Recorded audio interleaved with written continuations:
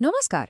ଆମେ ଯେତେବେଳେ ଓଡ଼ିଆରେ କଥା ହେଉ ନିଜ ମନର ଭାବକୁ ପ୍ରକାଶ କରିବା ପାଇଁ ବାକ୍ୟ ଗଠନର ଏକ ବହୁତ ବଡ଼ ଭୂମିକା ରହିଛି। ତେବେ ଆଜି ଆମେ ଏହାର ଯେଉଁ ଚାରୋଟି ମୂଳଦ୍ୱାର ଅଛି ସେଗୁଡ଼ିକୁ ଆଉ ଟିକେ ସହଜ ଭାବରେ ବୁଝିବାକୁ ଚେଷ୍ଟା କରିବା। ତେବେ ଆଜି ଆମେ କ'ଣ ସବୁ ବିଷୟରେ ଜାଣିବା? ଆସନ୍ତୁ ଦେଖିବା। ପ୍ରଥମେ ବାକ୍ୟ କ'ଣ ତାହା ବୁଝିବା। ତାପରେ ଆମେ ସରଳ ବାକ୍ୟ ଯାହାକି ଏହାର ମୂଳଦୁଆ ସେ ବିଷୟରେ ଜାଣିବା। ଏହାପରେ ଆସିବ ଯୌଗିକ ଓ ଜଟିଳ ବାକ୍ୟ। ଆଉ ତାପରେ ମିଶ୍ର ବାକ୍ୟ ଯାହା ସବୁରୁ ଏକ ମିଶ୍ରଣ। ଶେଷରେ ବାକ୍ୟକୁ କେମିତି ଗୋଟିଏ ରୂପରୁ ଆଉ ଗୋଟିଏ ରୂପକୁ ନେଇହେବ ଏବଂ ସବୁକୁ ଏକାଠି ତୁଳନା କରି ଦେଖିବା। ଠିକ୍ ଅଛି, ତେବେ ଚାଲନ୍ତୁ ଆମ ଆଲୋଚନାର ପ୍ରଥମ ଭାଗକୁ ଯିବା। ଆଉ ସେଇଟା ହେଉଛି ବାକ୍ୟ କ'ଣ। କୌଣସି ବି ଜିନିଷକୁ ଭଲ ଭାବରେ ବୁଝିବାକୁ ହେଲେ ତାର ମୂଳଦୁଆକୁ ଜାଣିବା ବହୁତ ଜରୁରୀ। ତେଣୁ ଆସନ୍ତୁ ଏଇଠୁ ହିଁ ଆରମ୍ଭ କରିବା। ବାକ୍ୟ ପ୍ରକୃତରେ କ'ଣ? ଆଚ୍ଛା, ଏହାର ସିଧାସଳଖ ସଂଜ୍ଞାକୁ ଯିବା ଆଗରୁ ଆସନ୍ତୁ ଗୋଟେ କଥା ଭାବିବା। ଗୋଟେ ପୂରା ମନର ଭାବକୁ ପ୍ରକାଶ କରିବା ପାଇଁ ଆମକୁ ପ୍ରକୃତିରେ କେତୋଟି ଶବ୍ଦ ଦରକାର ପଡ଼ିବ? ଗୋଟିଏ, ଦୁଇଟି ନା ତାଠୁ ଅଧିକ? ହଁ, ତେବେ ଏହାର ସଂଜ୍ଞା ହେଉଛି ଯେତେବେଳେ ଗୋଟିଏ ବାକ୍ୟ ବା ତାଠାରୁ ଅଧିକ ପଦ ମିଶିକି ଗୋଟେ ସମ୍ପୂର୍ଣ୍ଣ ମନର ଭାବକୁ ପ୍ରକାଶ କରନ୍ତି, ସେତେବେଳେ ତାକୁ ଆମେ ବାକ୍ୟ ବୋଲି କହୁ। ଏଠି ସବୁଠୁ ଗୁରୁତ୍ୱପୂର୍ଣ୍ଣ କଥା ହେଲା ସମ୍ପୂର୍ଣ୍ଣ ଭାବ। ଅଧାପନ୍ତରିଆ କଥା ନୁହେଁ, ପୂରା ଗୋଟେ କମ୍ପ୍ଲିଟ୍ ଥଟ୍। ତେବେ ଗଠନ ହିସାବରେ ଯଦି ଦେଖିବା, ଓଡ଼ିଆରେ ବାକ୍ୟକୁ ମୁଖ୍ୟତଃ 4 ଭାଗରେ ବାଣ୍ଟି ଦିଆଯାଇପାରେ। ସେଗୁଡ଼ିକ ହେଲା ସରଳ ବାକ୍ୟ, ଯୌଗିକ ବାକ୍ୟ, ଜଟିଳ ବାକ୍ୟ ଆଉ ଶେଷରେ ମିଶ୍ର ବାକ୍ୟ। ତେବେ ଚାଲନ୍ତୁ ଗୋଟିଏ ଗୋଟି କରି ସବୁକୁ ଭଲ ଭାବରେ ଦେଖିବା। ଆସନ୍ତୁ ଆମ ଆଲୋଚନାକୁ ଆଗକୁ ନେବା ଆଉ ପ୍ରଥମ ପ୍ରକାର ବାକ୍ୟ ମାନେ ସରଳ ବାକ୍ୟ ବିଷୟରେ ଜାଣିବା। ଏହାକୁ ଆମେ ଭାଷାର ମୂଳଦୁଆ ବୋଲି କହିପାରିବା।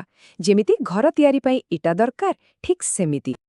ତେବେ ସରଳ ବାକ୍ୟକୁ ଚିହ୍ନିବାର ସବୁଠାରୁ ସହଜ ଉପାୟ କ'ଣ ଜାଣିଛନ୍ତି? ବାସ୍ ଗୋଟିଏ ଜିନିଷ ଦେଖିବେ, ଏଥିରେ ସମାପିକା କ୍ରିୟା କେତୋଟି ଅଛି। ମନେ ରଖନ୍ତୁ, ସରଳ ବାକ୍ୟରେ କେବଳ ଆଉ କେବଳ ଗୋଟିଏ ମାତ୍ର ସମାପିକା କ୍ରିୟା ଥାଏ। ଏଇଟା ହିଁ ଏହାର ମୂଳ ନିୟମ। ଆସନ୍ତୁ ଗୋଟେ ସହଜ ଉଦାହରଣ ଦେଖିବା, ଯେମିତିକି ରାମ ଭାତ ଖାଉଛି। ଏଠି ଦେଖନ୍ତୁ, ଖାଉଛି ହେଉଛି ସେହି ଗୋଟିଏ ମାତ୍ର କ୍ରିୟାପଦ ଯାହାକି ବାକ୍ୟଟିକୁ ଶେଷ କରୁଛି, ତାର ଅର୍ଥକୁ ସମ୍ପୂର୍ଣ୍ଣ କରୁଛି। ତେଣୁ ଏଇଟା ଗୋଟେ ସରଳ ବାକ୍ୟ। ହେଲେ ଆଉ ଗୋଟେ ଉଦାହରଣ ଦେଖନ୍ତୁ, ଏଟା ଟିକେ ଅଲଗା। ସାହିତ୍ୟ ଶିକ୍ଷକ ଶ୍ରେଣୀକୁ ଆସି ପାଠ ପଢ଼ାଇଲେ। ଏଠି ମନରେ ପ୍ରଶ୍ନ ଆସିପାରେ ଯେ ଆସି ତ ଗୋଟେ କ୍ରିୟା ଆଉ ପଢ଼ାଇଲେ ବି ଗୋଟେ କ୍ରିୟା। କିନ୍ତୁ ଦେଖନ୍ତୁ, ଆସି କହିଲେ ବାକ୍ୟ ଶେଷ ହେଉନି, ଏହା ଏକ ଅସମାପିକା କ୍ରିୟା। ବାକ୍ୟର ପୂରା ଅର୍ଥ ପଢ଼ାଇଲେ କ୍ରିୟାପଦ ଉପରେ ନିର୍ଭର କରୁଛି। ତେଣୁ ଏଇଟା ବି ଗୋଟେ ସରଳ ବାକ୍ୟ। ଠିକ୍ ଅଛି, ତେବେ ସରଳ ବାକ୍ୟ ତ ବୁଝିଗଲେ। ଏବେ ଚାଲନ୍ତୁ ଟିକେ ଆଗକୁ ଯିବା। ଏବେ ଆମେ ଦେଖିବା କେମିତି ଏକାଧିକ ବାକ୍ୟାଂଶକୁ ଯୋଡ଼ିକି ଯୌଗିକ ଆଉ ଜଟିଳ ବାକ୍ୟ ତିଆରି କରାଯାଏ। ଆଚ୍ଛା, ଯୌଗିକ ବାକ୍ୟ କ'ଣ? ଏଠି ଦୁଇଟା କିମ୍ବା ତାଠୁ ଅଧିକ ସ୍ୱାଧୀନ ସରଳ ବାକ୍ୟକୁ ଏକାଠି ଯୋଡ଼ି ଦିଆଯାଏ। ମାନେ ଦୁଇଟା ବାକ୍ୟ ନିଜ ନିଜ ଜାଗାରେ ପୂରାପୂରି ସମ୍ପୂର୍ଣ୍ଣ, ଆଉ ଦୁଇଙ୍କର ଗୁରୁତ୍ୱ ବି ସମାନ। ଏଗୁଡ଼ିକୁ ଓ ଏବଂ କିନ୍ତୁ, ମାତ୍ର ଭଳି ଶବ୍ଦ ବ୍ୟବହାର କରି ଯୋଡ଼ାଯାଏ। ଯେମିତିକି ଏଇ ଉଦାହରଣଟି ଦେଖନ୍ତୁ, ସେ ଗରିବ କିନ୍ତୁ ସଚ୍ଚୋଟ। ଏଠି ଦେଖିଲେ ଦୁଇଟା ଅଲଗା ଅଲଗା ସମ୍ପୂର୍ଣ୍ଣ ବାକ୍ୟ ଅଛି। ପ୍ରଥମଟି ହେଲା ସେ ଗରିବ ଆଉ ଦ୍ୱିତୀୟଟି ହେଲା ସେ ସଚ୍ଚୋଟ। ଏହି ଦୁଇଟି ସ୍ୱାଧୀନ ବାକ୍ୟକୁ କିନ୍ତୁ ଶବ୍ଦଟି ଯୋଡ଼ି ରଖିଛି। ଯୌଗିକ ପରେ ଆସିଲା ଜଟିଳ ବାକ୍ୟ। ଏଠି କିନ୍ତୁ କଥାଟା ଟିକେ ଅଲଗା। ଯୌଗିକ ବାକ୍ୟରେ ଯେମିତି ଦୁଇଟା ବାକ୍ୟର ସମାନ ଗୁରୁତ୍ୱ ଥିଲା, ଏଠି ସେମିତି ନୁହେଁ। ଏଠି ଗୋଟିଏ ମୁଖ୍ୟ ବାକ୍ୟାଂଶ ଥାଏ ଆଉ ଗୋଟିଏ କିମ୍ବା ଅଧିକ ଛୋଟ ବାକ୍ୟାଂଶ ତା ଉପରେ ନିର୍ଭର କରନ୍ତି।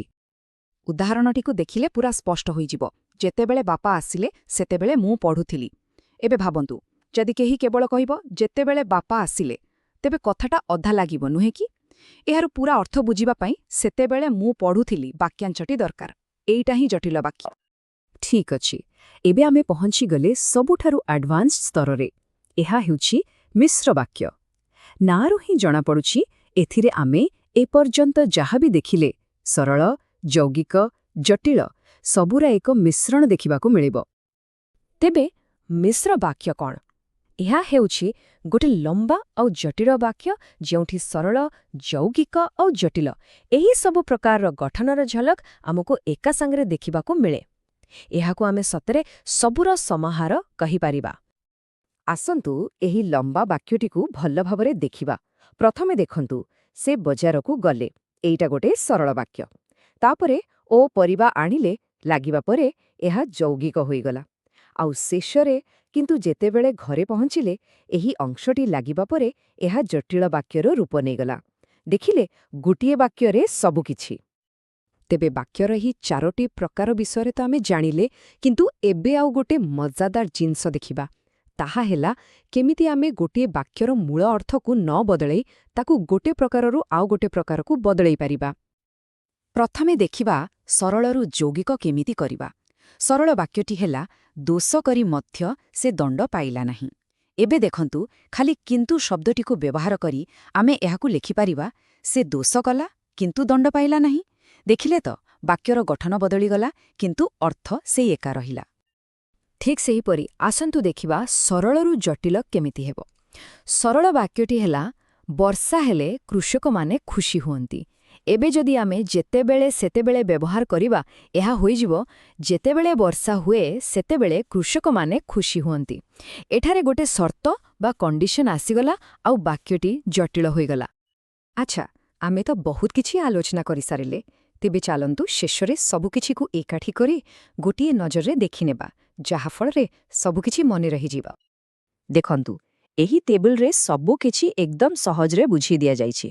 ସରଳ ବାକ୍ୟ ଚିହ୍ନିବା ପାଇଁ ଦେଖିବେ କେବଳ ଗୋଟିଏ ସମାପିକା କ୍ରିୟା।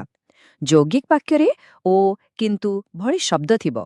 ଜଟିଳ ବାକ୍ୟରେ ଯଦି, ତେବେ କିମ୍ବା ଯେତେବେଳେ ସେତେବେଳେ ଭଳି ଯୋଡ଼ି ଥିବ। ଆଉ ମିଶ୍ର ବାକ୍ୟରେ, ସେଥିରେ ଏସବୁର ମିଶ୍ରଣ ଥିବ। ଏତିକି ମନେ ରଖିଲେ ବାସ୍। ତେବେ ଏହି 4ଟି ନିର୍ମାଣ ଖଣ୍ଡ ବିଷୟରେ ଜାଣିବା ପରେ ଏବେ ପ୍ରଶ୍ନ ଉଠୁଛି ଯେ ଯେତେବେଳେ କୌଣସି ବଡ଼ ଭାବନାକୁ ପ୍ରକାଶ କରିବାର ଥିବ, ସେତେବେଳେ କେଉଁ ପ୍ରକାରର ବାକ୍ୟ ବ୍ୟବହାର କଲେ ତାହା ସବୁଠୁ ଅଧିକ ପ୍ରଭାବଶାଳୀ ହେବ? କେତେବେଳେ ସରଳତା ଦରକାର ଆଉ କେତେବେଳେ ଜଟିଳତା? ଏଇଟା ଟିକେ ଭାବିବା କଥା। ଆଉ ଏଇଟା ହିଁ ତ ଭାଷାର ପ୍ରକୃତ ସୌନ୍ଦର୍ଯ୍ୟ।